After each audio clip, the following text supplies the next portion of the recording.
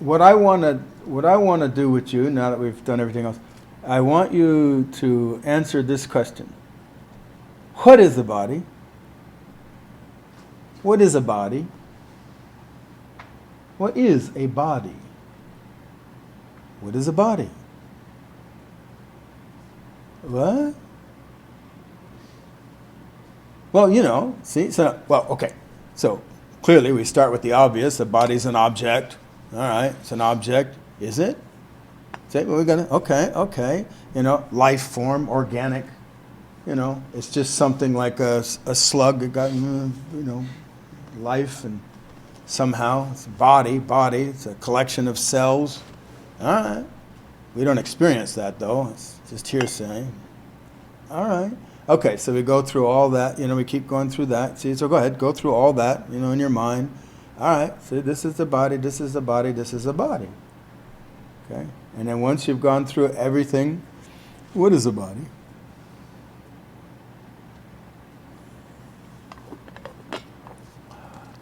Does anybody have something they want to contribute toward that end? Because I want to solve this problem. Okay. What is a body?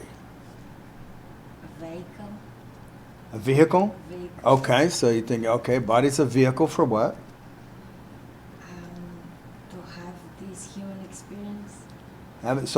So like, a bicycle's a vehicle, right? Yeah. And then you use it, and then you get off it. Yeah. So you're looking at it the same way, so you're using this vehicle, and you're going to get off it when you're finished riding the trip? Yeah, sounds like a belief. Yeah, sure, of course. Yeah. No, but, we got to keep starting somewhere. But yes. Okay, Exactly. a vehicle. All right. Any other contributions? We got a vehicle. Okay, we got a. Like a capacity for experiencing. The body is a capacity for experiencing. A capacity. So what is a capacity? What are you talking about? Capacity for experiencing. Somehow a created capability for experiencing something. It's like. All right. Do you have any idea how this comes to pass?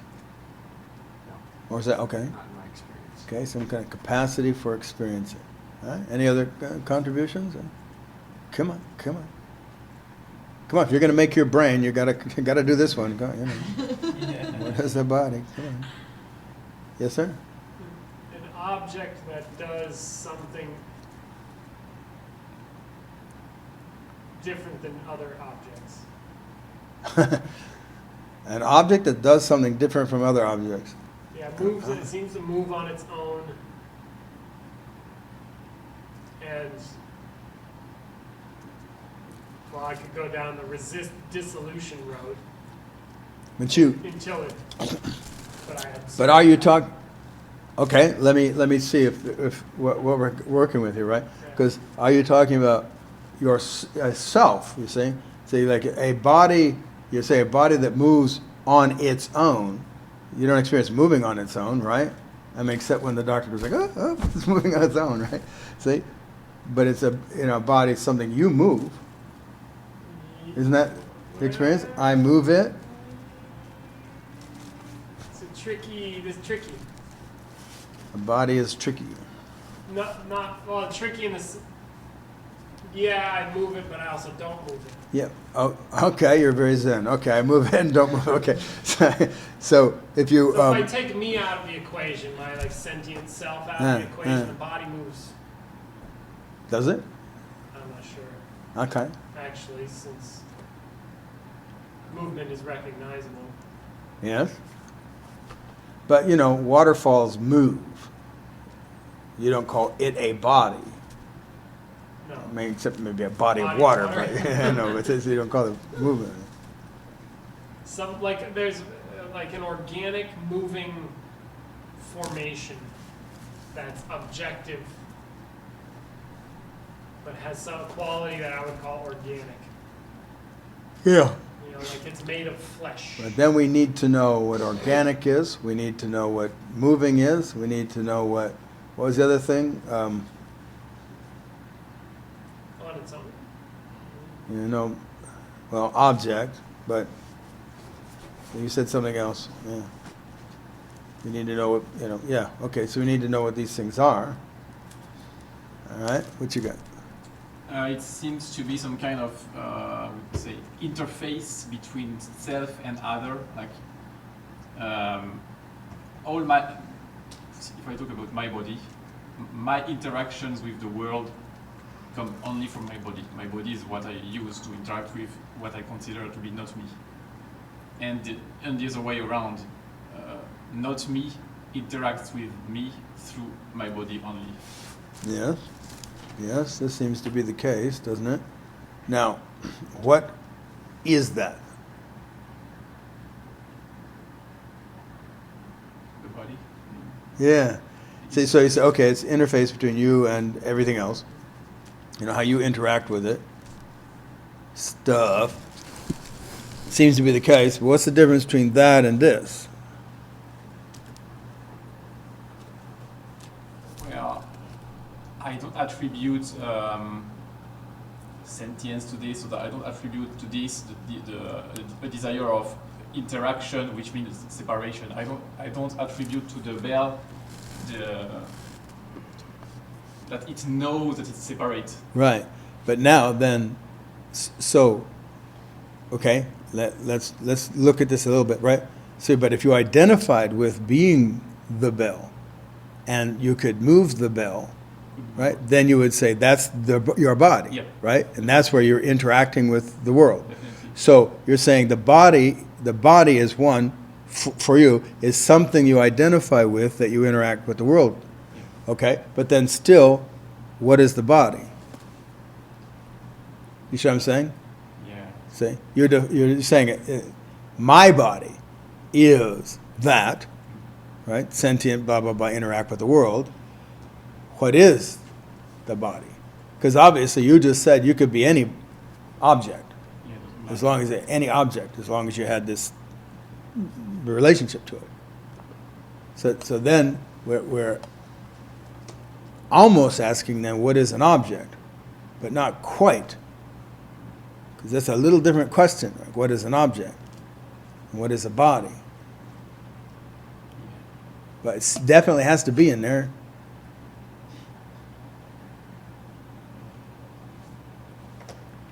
Okay, what else you got? What else you got? Yes, sir? If we could call life a principle, it seems like the body would be what occurs when the principle of life is poured through or applied to the principles of reality. You like to have reality principles. Okay. So we have a principle of life, and when it's poured into an object, No, with like the invisible or the nothing principles that give rise to reality. It's like you have life principle, you pour it through, you apply it to or have it exist within the context of those principles of this reality, and then you get a body. okay, It's like that's life creates a body. It's somewhat like it seems, right? Yeah. So life, and I just once again want to pause for a moment on that. Survival. You know, just to keep hammering home, you see. That's what life is, right? It's survival by another name. Okay, so when this principle, life, survival, whatever, applies to an object, no. I'm not saying it animates. an Okay, object. all right. I'm Seems that saying, way, though. It's more. I'm thinking more existential than that. It's less grounded. It's sort of an ungrounded consideration. Reality comes from the actualization of principles, we could say, in this consideration. All right, all right. Reality comes from actualized principles, and life is a principle that, when in the presence of these other actualizable principles, creates a body. Life is one of the possibilities, and it's in relationship to all the other principles. And that relationship creates a body, which is a life. All right, all It's a right. means for survival, experiencing. So how is that really different than, you know, Animating an object. yeah, basically. Well, It's where the object comes from that is animated in the first place. It's not, the object is not separate from the principle of life or survival. It's, the object is that, is a manifestation or a Hmm. result of. So it's a special kind of object.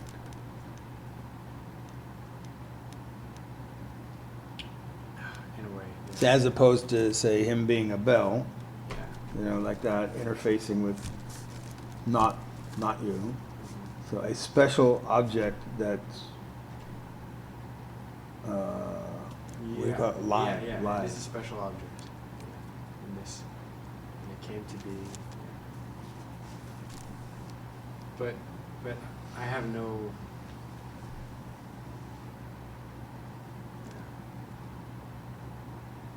Okay, all right, good. Somebody? Well, it's very complex because it seems that the boundary of my body is not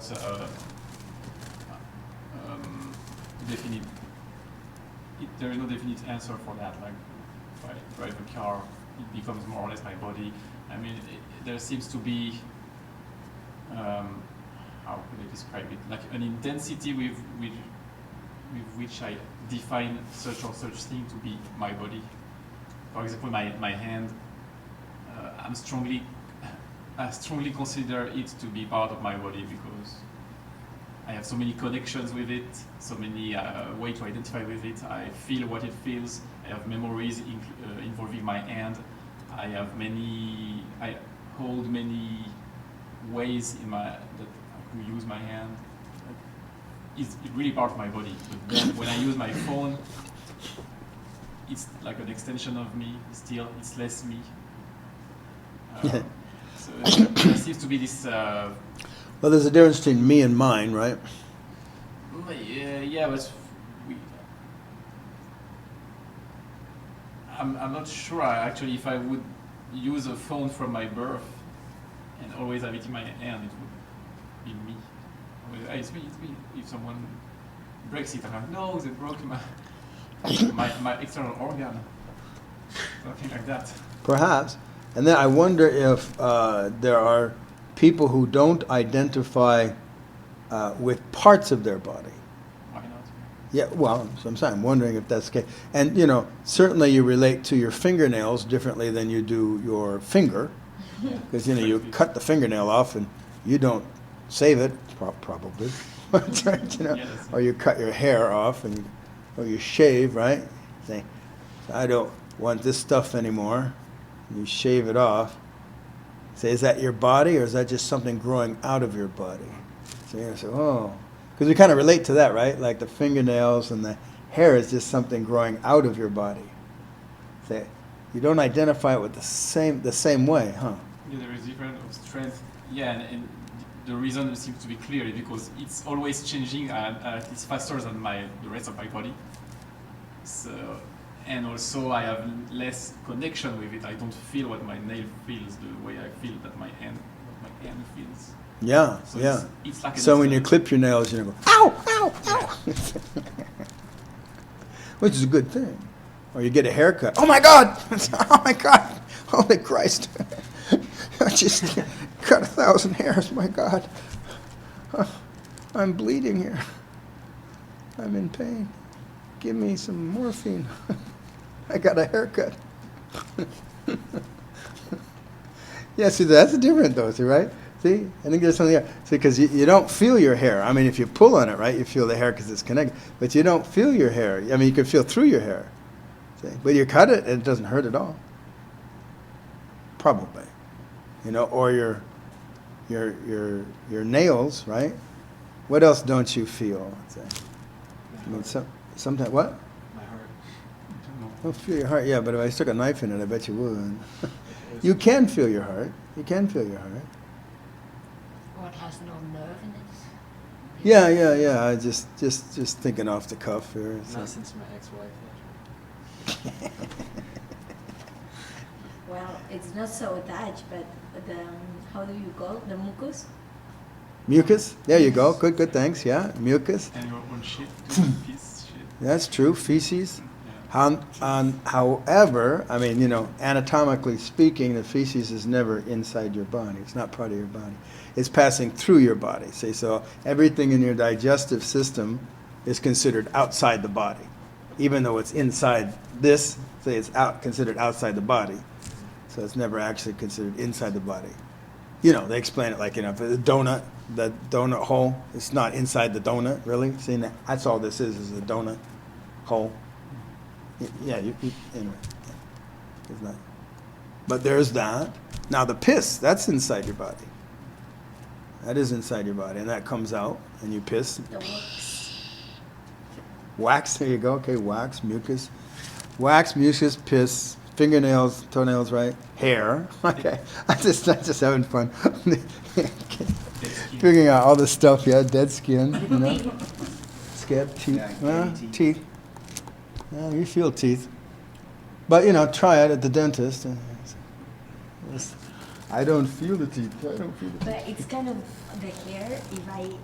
If they are out, I don't feel it. No?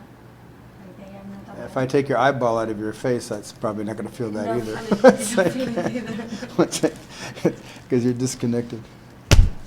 Well, what is the body? Okay, that's your new koan. Hi, I'm Brendan Lee, and I've been studying with Peter Ralston for 20 years. I really want you to know that no matter how many videos you watch or books you read, it pales in comparison to the power of the live workshops that we host here at the center or on Zoom.